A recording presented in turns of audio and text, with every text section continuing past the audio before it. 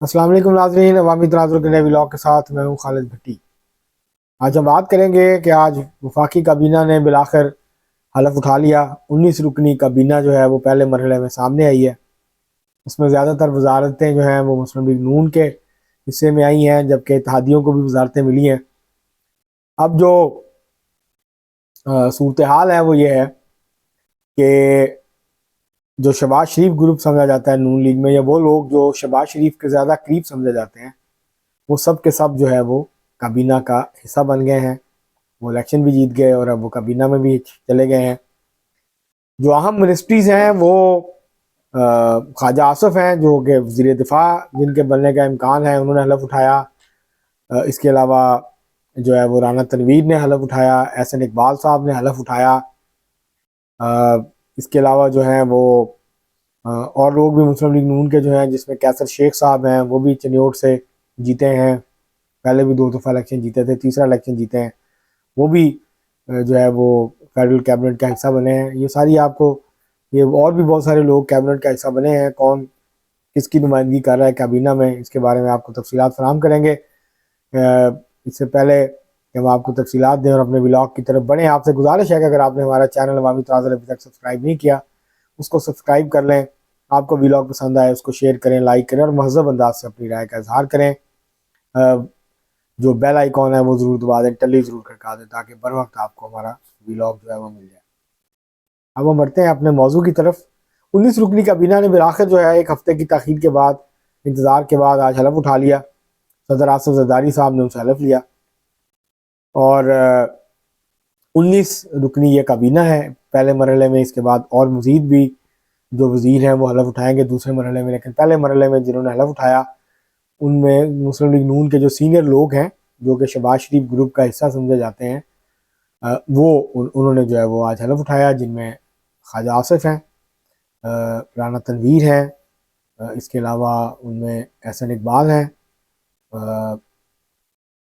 कैसर शेख हैं, कोयटा बलूचिस्तान से जाम कमाल हैं, के पी से इंजीनियर अमीर मुकाम है। तो ये वो लोग हैं जिन्होंने जो है वो हलफ उठाया आज। इसके अलावा जो शहबाज शरीफ के बड़े चहीते हैं, ब्यूरोक्रेट रहे हैं, अहद चीमा, जो कि बाद में जेल में भी रहे, नैब की कस्टडी में भी रहे और उन्होंने नैब के केसेस भी भुगते, लेकिन वो वादम अफगान नहीं बने शहबाज शरीफ के ख़िलाफ़, तो वो भी काबीना में शामिल हुए हैं। उनको वो गालबन इस्टेब्लिशमेंट के जो पहले भी डील कर रहे थे, अब भी वो इस्टेब्लिशमेंट को ही डील कर रहे होंगे, तो वो उनको भी जो है वो शामिल किया गया है। इसके अलावा खालिद मकबूल सिद्दीकी MKM की तरफ से उनके दूसरे वजीर आएंगे बाद में। जब दूसरा मरला आएगा तो फिर MKM के एक और रुकन जो है फैसल सफरवारी हों या अमीनुल हक साहब हों, वो भी काबीना का जो है वो हिस्सा बनेंगे। इसमें जो है अभी बलूचिस्तान अवामी पार्टी के खालिद मक्सी साहब जो हैं वो वजीर नहीं बने अलबत्ता, लेकिन ये जो हैं वो बन गए। अब्दुल अलीम खान जो हैं IPP के सदर, वो भी वफाकी काबीना का हिस्सा बने हैं। चौधरी सालक जो हैं मुस्लिम लीग काफ के, वो भी वफाकी काबीना का हिस्सा बने हैं।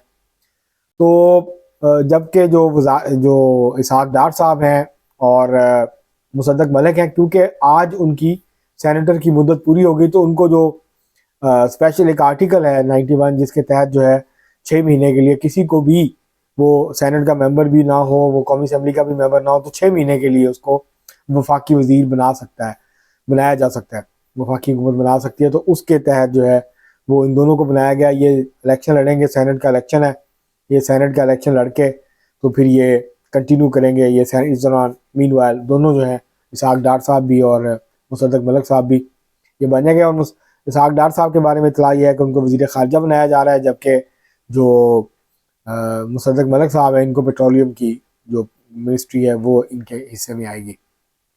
तो इस तरह से ये अब तक जो कुछ नाम हैं ये सामने आए। इसके अलावा औरंगज़ेब साहब हैं, जिनको कि वजारत ख़जाना के हवाले से जिनका नाम लिया जा रहा है, उनको जो है वो शायद सेनेटर बनवाया जाएगा पंजाब से। इनका ताल्लुक जो है वो जस्टिस खलील रहमान हमदे की ख़ानदान से है। खलील रहमान हमदे के भाई जो हैं चौधरी अफजल रहमान, वो मुस्लिम लीग नून के वो टिकट पे मुतअद्दिद बार मेंबर कौमी असम्बली भी रहे हैं, वज़ीर मुमलकत भी रहे हैं। इस दफ़ा इलेक्शन हार गए थे, पिछली दफ़ा भी हार गए थे रियाज फतेहाना से, इस दफ़ा फिर हार गए इलेक्शन वो। तो बहरहाल ये उस फैमिली से उनका ताल्लुक है। ये भतीजे हैं खलील उमर हमदे के और चौधरी अफजल रहमान के, वो बैंकर हैं और वेल कनेक्टेड है। तो ये वजारत ख़जाना जो है वो संभालेंगे। जबकि इतलात ये हैं कि शमशाद जो अख्तर हैं साबिक़ गवर्नर और निगरान वफाकी वज़ीर ख़जाना थी, वो जो है वो मुआवने ख़ुसूसी के तौर पे ख़जाना के खिदमात सर अंजाम देंगी। तो इस तरह से जो वजारत ख़जाना है वो 2 टेक्नोक्रेट्स के हाथ में जो है वो रहेगी, वो चली जाएगी और इसहाक डार जो है वो इस दफ़ा वजारत ख़जाना को नहीं संभालेंगे। तो मोहसिन नकवी साहब जो हैं वो दाखिला होंगे, वो सेनेटर बनेंगे और उसके बाद उनको भी जो है वो उनका अहदा भी वफाकी वज़ीर के बराबर होगा। तो इस तरह से ये 19 अरकान हैं जो इस वफाकी काबीना में लिए गए हैं। इसका अगर हम अमूमी जायज़ा लें तो जो PDM की गवर्नमेंट में मुस्लिम लीग नून के ज़्यादातर मिनिस्टर्स थे वो अब भी मिनिस्टर हैं।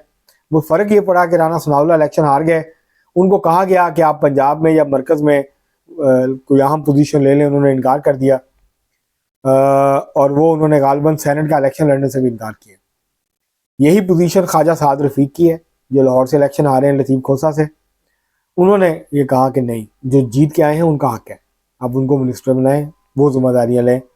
सेनेट के हवाले से भी क्लियर नहीं है, ज़िमनी इलेक्शन लड़ते हैं, ख्वाजा साद रफ़ीक नहीं लड़ते। अगर वो जीत गए या सेनेट में आए तो फिर शायद सूरत हाल तब्दील हो, लेकिन अभी लगता नहीं है। और दोनों को काफ़ी बड़ा धचका लगा है क्योंकि दोनों मुसलसल जीत रहे थे इलेक्शन, अपने अपने हलकों से मजबूत उम्मीदवार थे, लेकिन ये उनको धचका लगा है इस दफ़ा। और काफ़ी राना सनाउल्लाह भी बड़े मार्जिन से आ रहे हैं जबकि ख्वाजा साद रफ़ीक भी बड़े मार्जिन से आ रहे हैं। तो ये बहरहाल उनको एक धचका लगा। तो बहरहाल इस काबीना में ज़्यादातर वो लोग हैं जो कि शहबाज शरीफ साहब के करीब समझे जाते हैं मुस्लिम लीग नून में, उनके ऊपर मुश्तमिल ये काबीना है। इसके अलावा बहुत सारे लोग जो हैं वो इस्टेब्लिशमेंट की तरफ से सामने आए हैं, जिसमें मोहसिन नकवी भी हैं, जिसमें दूसरे लोग भी हैं, तो वो उनकी चॉइस हैं। तो ये एक मिक्स काबीना है, सियासी लोगों पर मुश्तमिल और टेक्नोक्रेट्स के ऊपर मुश्तमिल, जिनको कि इस्टेब्लिशमेंट की सपोर्ट हासिल है, उनकी जो है उनको बैकिंग हासिल है। मोहसिन नकवी साहब निगरान वज़ीर आला पंजाब थे, तो जाहिर है उनको जिन्होंने बनाया था वही उनको अब मरकज़ में ले गए हैं, वो सेनेटर भी बन जाएंगे और वो शायद मुतफ़िका सेनेटर होंगे, आज़ाद हैसियत से बनेंगे।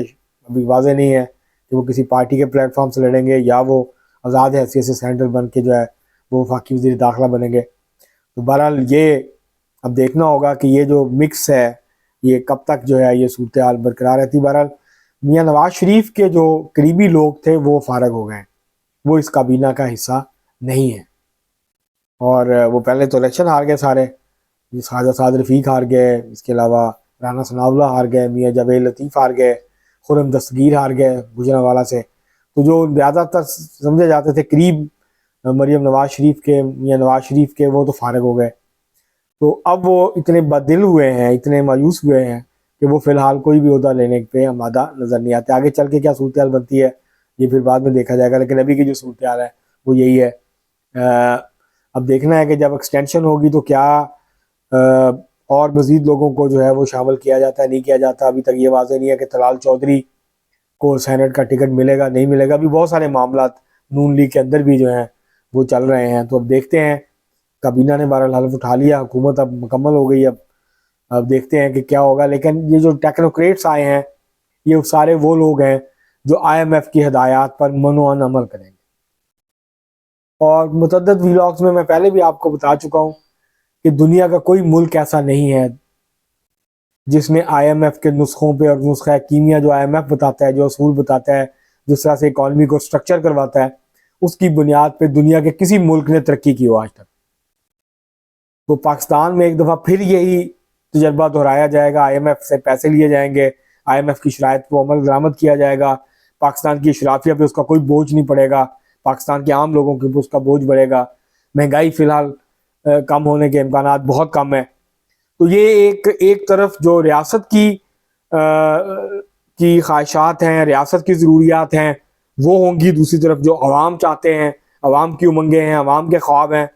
तो ये जो हुकूमत है इसको बैलेंस करना बड़ा मुश्किल होगा, इसको तवाज़ुन रखना बड़ा मुश्किल होगा कि IMF के प्रोग्राम पे भी अमल हो, लोगों पे भी बोझ ना आए, ये बड़ा मुश्किल काम है। तो लगता नहीं है ये जो टेक्नोक्रेट्स जिस तरह से लाए गए हैं तो इससे ये नज़र ही आता है, क्योंकि ज़ाहिर है टेक्नोक्रेट्स ने किसी को जवाब नहीं देनी होते, उन्होंने इलेक्शन नहीं लड़ना जाके। जिन्होंने इलेक्शन लड़ना है वो उनको फिक्र होती है आवाम की, तो उन्होंने जवाब देना होता है। तो इसीलिए तो खजाना के ऊपर खास तौर पर टेक्नोक्रेट्स को लाया गया है कि जो आवाम को जवाबदेह नहीं है। और वजारत दाखिला भी सैयद मोहसिन नकवी साहब को दी गई है, क्योंकि जाहिर है उन्होंने भी इलेक्शन नहीं लड़ना, और वो जिनको जवाबदेह हैं उन्हीं को जवाब दे रहेंगे। तो ये एक कंटिन्यूटी लगती है एक तरह से पीडीएम की हुकूमत का और निगरान हुकूमत का, ये एक तसलसल है जो आगे बढ़ रहा है। पीडीएम की गवर्नमेंट ने जो इकदाम किए थे उसको निगरान गवर्नमेंट ने आगे बढ़ाया।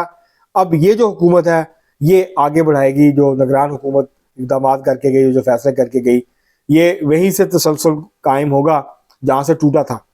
और फिर निगरान हुकूमत आई, उसके बाद फिर ये आ गए शहबाज शरीफ साहब।